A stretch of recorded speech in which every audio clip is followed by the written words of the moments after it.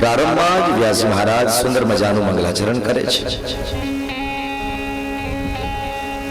મંગલાચરણ એટલે ભક્તો આપણી તમામ ઇન્દ્રિયોને પરમાત્માની અંદર જોડી દેવી, એનું નામ જ છે મંગલાચરણ. આંખ ન જોવાનું જોતી હોય પરમાત્માના દર્શન કરવા લાગે, કાન ન સાંભળવાનું સાંભળતા હોય પરમાત્માની કથામાં સ્થિર બને, જીહવા ન બોલવાનું બોલતી હોય, નાહક વગરની વાતો કરતી હોય પરમાત્માના ગુણગાન ગાવા લાગે, હા બિલકુલ નકામા હોય પરમાત્માની સેવા કરવા લાગે, પગ ન જવાની જગ્યાએ જતા હોય એના બદલે તીર્થયાત્રા કરવા લાગે. આનું નામ આપણી ઇન્દ્રિયોનું પરમાત્માની ઓર વિકેન્દ્રીકરણ છે. जहां जहां इंद्रिया हमारी भटक रही है वहां वहां से उन इंद्रिया को वापस मोड़ना है और प्रभु में जोड़ना है. संसार तोड़ने का काम करता है लेकिन परमात्मा और उसकी कथा हमें जोड़ने का काम करती है. आइए मंगलाचरण के माध्यम से उस परमात्मा के साथ हम सभी लोग जुड़ जाए. भक्तों याद રાખજો ક્યારેય પણ કાન કરો થોડું, ક્યારેય પણ કોઈ પણ શાસ્ત્ર હોય, કોઈ પણ પુરાણ હોય એ પોતાનો મહિમા પોતે ન ગાય. સ્વાભાવિક છે માણસ પોતાના વખાણ પોતે કરે. રામપરિયા રાઠોડ પરિવાર એમ બોલે કે ભાઈ અમારા જેવો તો કોઈ પરિવાર નહીં, અમે આયોજન કરીએ એવું તો કોઈ ન કરે. અમારી પાસે યુવાનોની શક્તિ જબરદસ્ત છે અને અમારી પાસે કાર્ય શક્તિ પણ જબરદસ્ત છે. અમે ધારીએ એટલે આમ બધું કરી નાખીએ. શું આપણે આપણા પોતાના વખાણ કરી શકીએ ખરા? અને કરીએ તો સારા લાગે. भक्तों बड़ा बड़ाई न करे, बड़ा न बोले वो, हीरा मुख से ना कहे कि लाख हमारा मोल, लाख हमारा मोल. हमेशा हमारी तारीफ दूसरा इंसान करे तभी अच्छा लगता है. कोई पण व्यक्ति पोते स्टेज पर जઈને પોતાના વખાણ કરે તો માણસને એની કિંમત ન થાય. એમ ભાગવત શાસ્ત્ર પોતાના વખાણ પોતે નથી કરતું. ભાગવત શાસ્ત્ર એના મહિમાને સ્કંદ પુરાણ, પદ્મ પુરાણ ગાય છે. અધ્યાયની અંદર મહાત્મ્ય કહ્યું છે. મહાત્મ્યનો અર્થ છે ગ્રંથની પ્રારંભિક ઓળખાણ. इस भागवत में ऐसा क्या है जिसके कारण लगातार 6 કલાકો સુધી પલાઠી વાળીને આપણે બેઠા રહીએ છીએ. આ કૃષ્ણ કથાની અંદર એવું કયું લોહ ચુંબક છે જે મને તમને આવા સત્કાર્ય કરવા માટે થઈ તત્પર કરાવે છે? શા માટે લોકો પોતાના કામ, ધંધા, નોકરી બધું છોડી કારવી અને ભગવાનની કથામાં જોડાય છે? શા માટે સ્વજનો ભેગા થાય છે? શા માટે કુટુંબીજનો ભેગા થાય છે? શા માટે સ્નેહીજનો ભેગા થાય છે? કારણ કે આ કાનુડાની કથા એમાં કંઈક દમ તો છે, એમાં કંઈક તાકાત તો છે, કંઈક એવું તત્વ છે કે જે મને તમને ખેંચે છે. અને ભગવાનનું તત્વ છે ને એ ભગવાનના ભક્તોને જ ખેંચે છે. અને ભગવાનના ભક્તો હોય એ જ અહીંયા આવી હગે. નહીતર તો આખું બાલમલા ગામ પડ્યું છે. આખું बालमला लेकिन सब लोग यहाँ पर नहीं है. कुछ कुछ गिने चुने लोग जो है वो यहाँ पर विद्यमान है. ठीक पधारी. याद રાખજો ભક્તો પરમાત્માના કાર્યની અંદર પરમાત્મા જેને પસંદ કરે છે એ જ એ પરમાત્માનું કાર્ય કરી શકે છે. રામપરિયા પરિવારે સંકલ્પ કર્યો નથી કે અમે ભાગવત કરશું, પણ રામપરિયા રાઠોડ પરિવારની પાસે મારા ઠાકોરે સંકલ્પ કરાવ્યો છે કે મારે આ પરિવારની પાસે અવારનવાર આવા સત્કાર્યો કરાવવા છે, અવારનવાર મારે ભાગવત જેવા ભગવત કાર્યો કરાવવા છે. આ સંકલ્પ તમે કર્યો નથી, પણ તમને કરાવવામાં આવ્યો છે. તમે તમારી મરજીથી અહીંયા નથી બેઠા, તમને અહીંયા બોલાવવામાં આવ્યા છે. હમણાં ચૂંટણી ગઈ 30 તારીખ, એક દી બે દી પહેલા. એમાં શું થાય? જેને વોટ નાખો ઇલેક્શનમાં એ ચૂંટાય, એ ચૂંટાય એટલે પાર્લામેન્ટમાં જઈને બેહે. એમ જ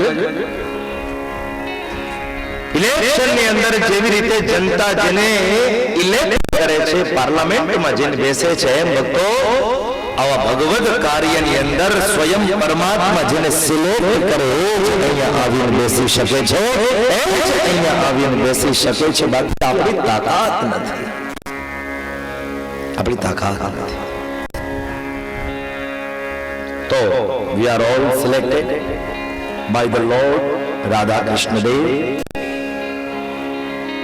आइए उसी राधा कृष्ण देव उनका स्मरण करें, मंगलाचरण करें, महात्म्य का प्रारंभ करें और अपने चित्त वृत्तियों को, अपने मन को भगवान कृष्ण के अंदर जोड़े. सच्चिदानंद रूपाय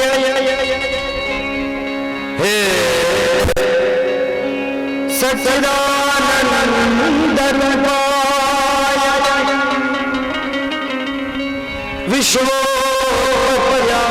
है तापत्रय विनाशाय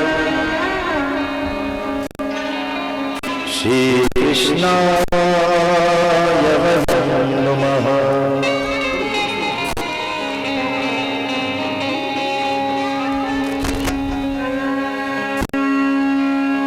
व्यास जी मंगलाचरण किया है.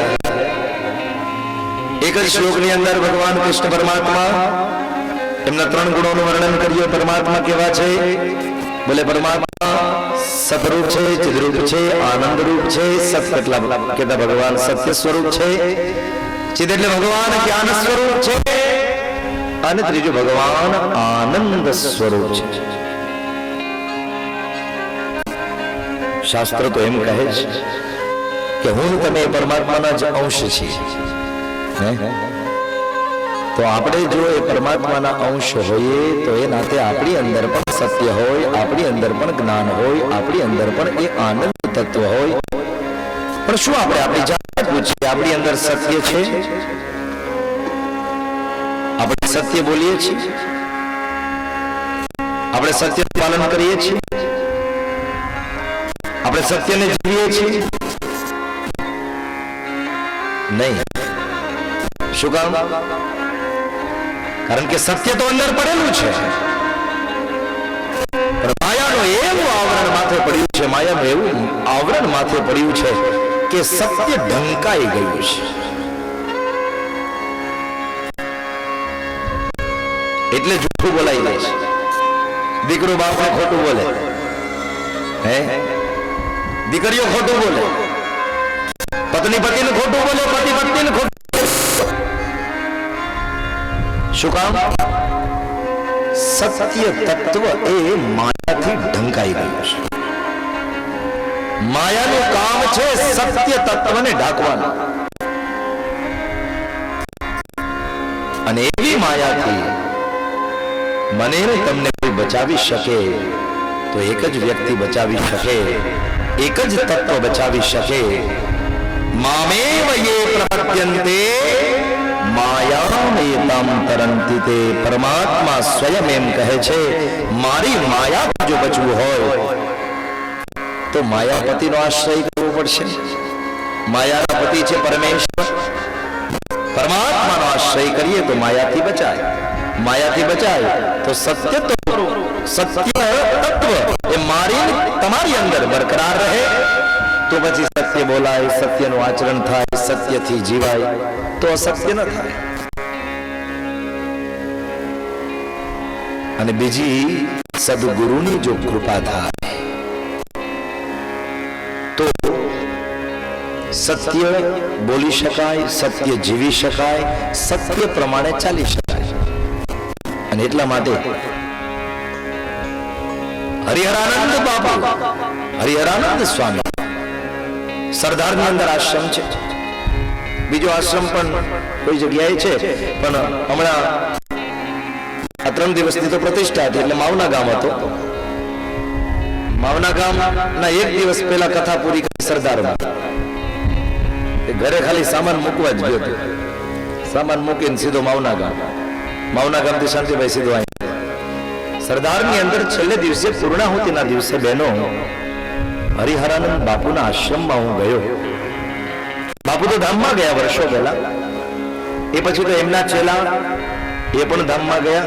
અત્યારે એમના ચેલા એ વિદ્યમાન છે પણ એ હરિદ્વાર ગયેલા. આશ્રમ જોયો, આશ્રમની શોભા જોઈ, એની શાંતિ જોઈ, ત્યાંની રધી જોઈ, મજા. હરિહરાનંદ બાપુના એ પ્રસાદીના મંડલો, પાત્રો જે જગ્યાએ લગાતાર 6 મહિના સુધી રહીને હરિહરાનંદ બાપુએ લાકડાના ઝૂલાનો ટેકો લઈ અને ઉભા 6 મહિના સુધી તપ કર્યું હતું. એ ભૂમિના દર્શન મેં કર્યા. એ હરિહરાનંદ બાપુ કહે છે કે સત્યને જીવી શકાય, સત્યને એનું પાલન કરી શકાય, સત્યને બોલી શકાય. પણ એ સત્યને બોલવા માટે શું કરવું પડે? તો ગુરુજીના નામની હો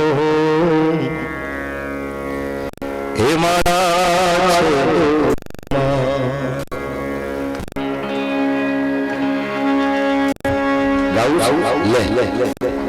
બેનો તો ચાલુ થઈ ગયા તાળી પાડવા, તો મને મને કઈક રિસ્પોન્સ નહીં મળે, પણ તમારો રિસ્પોન્સ બેનો મળે છે. પણ આ જે રિસ્પોન્સ સંકીર્તનમાં ભજનમાં આપો છો ને, એવી કઈક સારી વાત કરું ને ત્યારે તાળી પાડશો તો મને વધારે મજા આવશે. ત્યારે મને એમ થશે કે આ બધું જાય છે દોણામાં, નહીતર મને એમ લાગશે બધું ઉપર ઉપરથી જાય છે.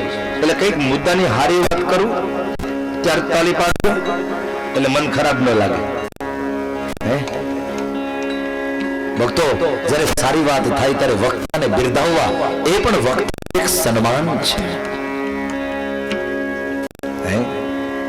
વક્તાને, પ્રવક્તાને તમારા પુષ્પહારની જરૂરત નથી, પ્રવક્તાને તમારી ખુશામતની જરૂરત નથી, પ્રવક્તાને તમારી પ્રશંસાની જરૂરત નથી. એક સાચો વક્તા જ્યારે યોગ્ય વાત તકોની સાથે, કર્મની સાથે આવે ત્યારે જ્યારે શ્રોતાઓ દ્વારા તાળીઓથી એ વાતને બિરદાવવામાં આવે ને, વક્તાની ભૂખ એનાથી શાંત થાય છે.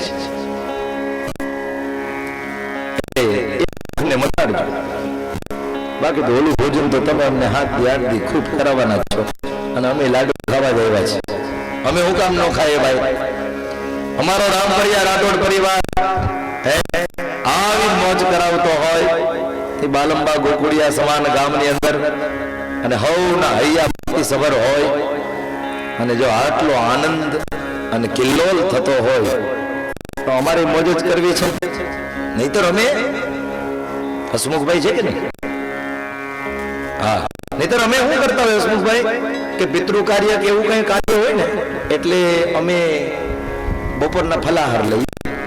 જેમ તમારે પણ નિયમ અમુક લાગુ પડતા હોય, બપોરના ફલાહાર સાંજે ભોજન, એમ અમે બપોરના ફલાહાર લઈએ અને સાંજે ભોજન લઈએ.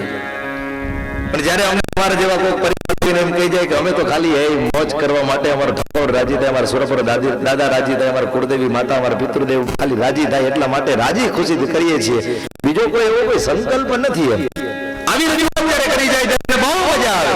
અને ત્યારે અમે રસોઈયાને કહી રાખીએ કે ભાઈ હવે ફલાહાર ન કરશો, બે ટાઈમ ભોજન નથી દબાવો, વાંધો હે યજમાનની ગાડી, યજમાનના લાડવા, યજમાનનું પાણી, યજમાનના ઉતારા. ઉતારાની વાત મને યાદ આવી હોય ભક્તો, આજ આ ગામની અંદર આવતાની સાથે કદાચ ને મને અંતઃકરણપૂર્વકની જો પ્રસન્નતા થઈ હોય, કદાચ મને આમ હૃદયથી આનંદ થયો હોય, તો આવતાની સાથે જ મને શાંતિભાઈ આનંદ આપી દીધો. મને કે આ તમારો ઉતારો. એટલે ઉતારો તો ઘણા જોયા, વીઆઈપી જોયા, સામાન્ય કેટેગરીના જોયા, એની આરે અમારે લાગે નકર વળગે. પણ અમારા શાંતિભાઈ મને એમ કીધું કે આ નીચે છે ને બ્રહ્માણી માનું મંદિર છે અને ઉપર તમારો ઉતારો છે. આમ જ્યાં વાત કરીને મારા રૂવાડા ઉભા થઈ ગયા. શું કામ ખબર છે? કારણ કે માં બ્રહ્માણી મારી કુળદેવી છે. મારી કુળદેવી, મારી બ્રહ્માણી માં, એના આશ્રય સ્થાનમાં મને નિવાસ સ્થાન મળ્યું. નહીતર તમને ક્યાં ખબર હતી કે મારી કુળદેવી બ્રહ્માણી છે? તમે તો મને સહજ સહજમાં ઉતારો આપ્યો છે, પણ મારી માં બ્રહ્માણીએ જાણે તમને પ્રેરણા કરી હશે કે મારો કુળનો એક દીકરો આવે છે અને દીકરાને ગામમાં બીજે ક્યાંય ન રાખશો.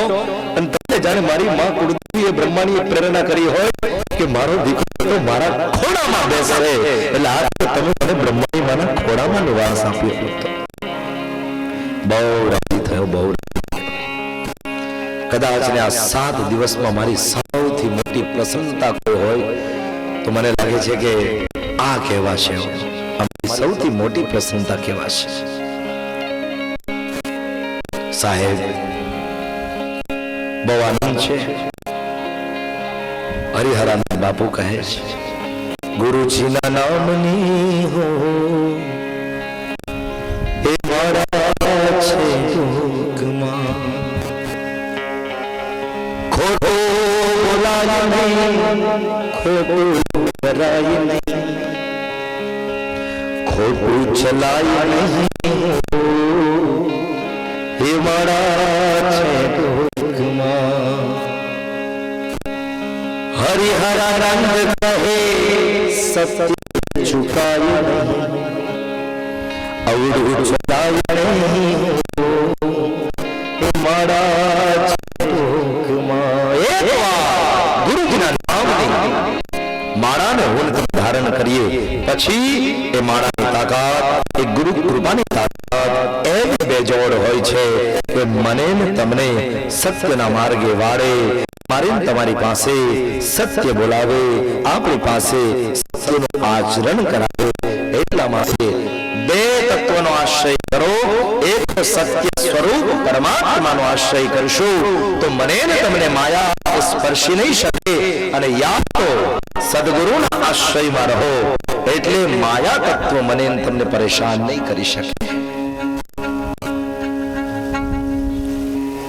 તો ભગવાન સત્ય સ્વરૂપ છે, ભગવાન જ્ઞાન સ્વરૂપ છે અને ભગવાન આનંદ સ્વરૂપ છે.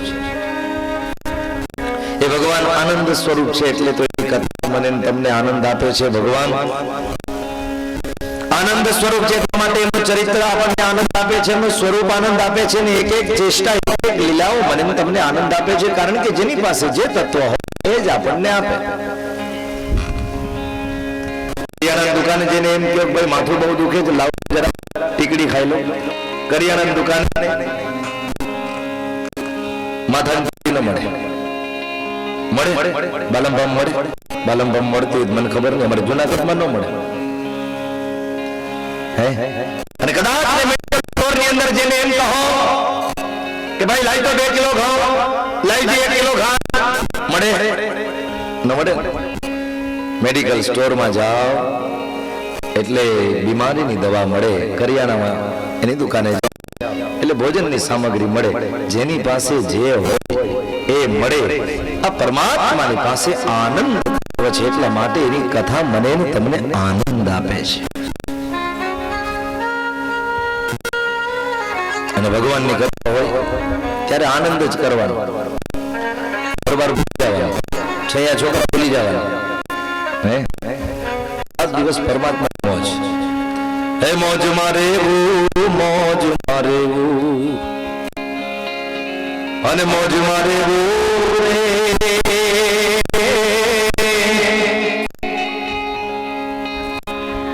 મોજ મારે.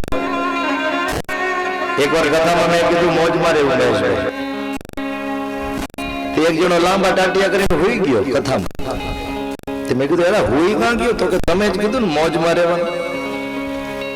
એટલે મેં ચોખવટ કરી કે મોજમાં રહેવાનું વાત સાચી, પણ મોજમાં રહેવું એનો મતલબ એ નથી ભક્તો કે આપણે just eating drinking and sleeping, આ જ મોજ નથી. ખાલી ખાવું પીવું અને સુઈ જવું આ મોજ નથી. પણ અગામ ગોચાર લખ દંડી ખોજ મારે હે મોજ મારે મોજ મારે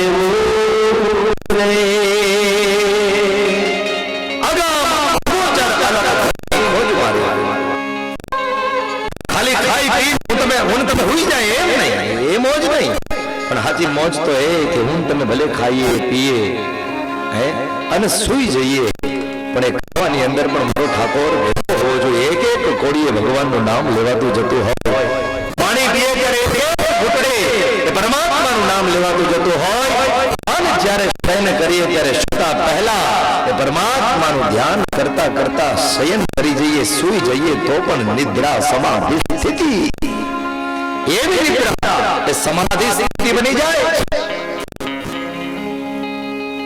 તો મોજ મારે.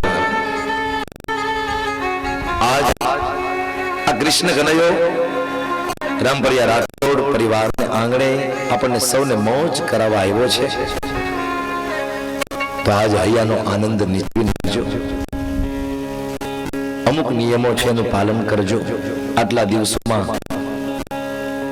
ક્રોધ ન થાય, આટલા દિવસોની અંદર કોઈ પણ જાતની વાસના ન હોય, આટલા દિવસોની અંદર કોઈની ઈર્ષ્યા ન હોય, કોઈની અદેખાઈ ન હોય, કોઈનો દ્વેષ ન હોય, કોઈ પણ જાતનો સૂક્ષ્મ કે સ્થૂલ અહંકાર ન હોય. અહીંયા ભગવાનના દાસ બની, ભગવાનના ભક્ત બની, સમર્પિત બની, હે ઠાકોર મને તો હું આવડે, હું તો હું કરી આવું, જે કઈ કરે છે કરતા હરતા મારા નાથ તું છે, તારી મરજીથી બધું થાય છે. બસ આવી સરળતા અને સહજતા ભગવાન તમારી ઉપર બહુ રાજી થશે. સચ્ચિદાનંદ રૂપાય એનું સર્જન કરે છે, એનું પોષણ કરે, સંચાલન કરે, અને સમય આવે એટલે વિસર્જન કરી નાખે. આ ભગવાનના ઉદાર કર્મો છે. ઇંગ્લિશમાં ભગવાનને શું કહીએ? God, GOD, God. જી એટલે જનરેટર. જનરેટર નું કામ શું? સર્જન. મજા આવતી હોય, મને મજા આવતી હોય એનું કારણ શું? તો ઓપરેટિંગ. ઓપરેટર બેઠા છે કોણ? તો કે અમારા મનસુખભાઈ, મહેશભાઈ ટાંક. ઈ ઓપરેટર છે, ઓપરેટિંગ કરે છે એટલે બધું બેલેન્સમાં છે. તો ઓપરેટર એટલે સંચાલન. પરમાત્મા સંચાલન છે. સમયે સમયે વરસાદ વરસાવે, સમયે સમયે અન્ન જળ આપે, પ્રકૃતિના દરેક વસ્તુ પદાર્થ જીવાત્મા સુધી પહોંચાડે છે. એટલા માટે પરમાત્મા પોષક છે. અને છેલ્લી ડિસ્ટ્રોયર. સમય આવે એટલે પરમાત્મા સમગ્ર સૃષ્ટિ એનો વિનાશ કરી નાખે છે. ભગવાનના ઉદાર કર્મો છે.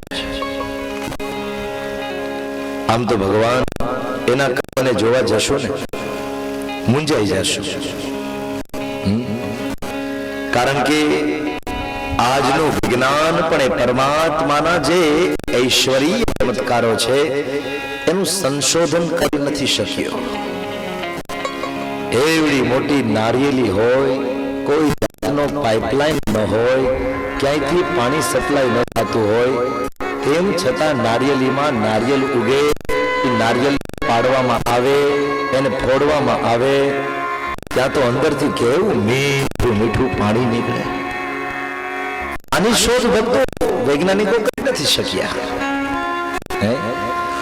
હે ભગવાન તારી કેવી ગતિ, હે ભગવાન તારી કેવી ગતિ, પતંગિયાના પેટમાં બધી પેલા આગિયા હોય ને રાતે ઉઠતા હોય, લાઈટ થતી હોય, તે ન્યા શાંતિભાઈ કોણ છેડા દેવા ગયું હશે? ન્યા કોણ છેડા દેવા ગયું હશે? ઘરે તો ઠીક છે, છેડા દઈએ એટલે લાઈટ થાય. ત્યાં કોને છેડા દીધા હશે? કોઈ વાયરિંગ નહીં, વાઈફાઈ સિસ્ટમ કદાચ ભગવાને યુઝ કરી હોય તો ભલે, વાઈફાઈ સિસ્ટમ કદાચ ભગવાનની જે જે રચનાઓ છે ને ત્યાં વૈજ્ઞાનિકોએ પોતાની બુદ્ધિ છે ને એને નીચે મૂકી દીધી છે કે એમાં અમે આગળ નહીં વધી શકીએ. કારણ કે પરમાત્માનું કાર્ય કેવળ પરમાત્મા કરી શકે છે. પરમાત્માનું કાર્ય હું તમે કરવા જઈએ તો આપણાથી ન થાય. પરમાત્માનું કાર્ય કોઈની હારે અથડાતો નથી, કોઈ ગ્રહ કોઈની હારે ભટકાતો નથી. એકાદાની સ્પીડ વધી જાય, ભટકાઈ જાય થાય, ભૂકા બોલી જાય, ભૂકા હો, એકે જીવતા ન બચે. પણ આ ભગવાન અદ્ભુત સંચાલન કરે છે. આ ભગવાન એ મોટો રચયિતા છે, મોટો રચયિતા છે. આ મોટી પૃથ્વી રૂપી ગોળો, એ પૃથ્વીનો ગોળો કેટલો સમજાનો ગોળ ગોળ છે, પરફેક્ટ ગોળ માપ છે. તમે પ્રજાપતિ કુંભાર ને હા તો આપણા બાપ દાદાનો ધંધો મને સમાચાર એવા છે કે મૂર્તિઓ બનાવવાનો પણ હતો અને માટીના ઘડા બનાવવાનો પણ હતો. માટીના ઘડા આજની તારીખે આપણે જો બનાવીએ તો એ ઘડાનો આકાર પણ પ્રોપર ગોળ નથી થતો, એટલી પૃથ્વી સરસ મજાની ગોળ છે. ભગવાને એવો સરસ આકાર આપ્યો કેવી રીતે? કઈ મેજર ટેપ લીધી છે આવડી મોટી પૃથ્વીને ગોળ રાઉન્ડ કરવા માટે? મેજર ટેપ કઈ હશે? ક્યાંથી આટલી બધી માટી લાવ્યો હશે ગોળો બનાવવા માટે? કુંભારને કદાચ ને ઘડો બનાવવો હોય એને પાદરે જવું પડે, ત્યાંથી માટીને લાવવી પડે, માટીને લાવીને ચાલવી પડે, એને રોંધવી પડે, પાણીના બીબાયામાં કેટલા જોઈ જાય, અને પછી રોંધી અને પછી એને ચાખડે ચડાવે, પછી એને આકાર આપે, આકાર આપ્યા પછી જ્યારે એ માટલું તૈયાર થાય. તો આ પરમાત્મા રૂપી કુંભારે કેવી રીતે માટલું બનાવ્યું હશે? આ પૃથ્વી રૂપી ઘોડો કેવી રીતે બનાવ્યો હશે? ક્યાંથી માટી લાવ્યો હશે?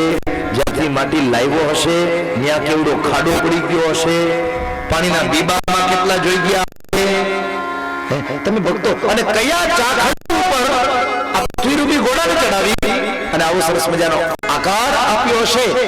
કલ્પનાની બધી 12 વસ્તુ છે ભક્તો, કલ્પનાની 12 વસ્તુ છે. પૃથ્વી તણો પિંડો કર્યો, એ રચના હશે જગ જાગા ફેરવનાર કુંભાર ક્યાં હશે? જેને પૃથ્વી તણો પિંડો કર્યો, એ રજલાવતો ક્યાંથી હશે? જગ જાગ ફેરવનારે કુંભાર બેઠો ક્યાં હશે?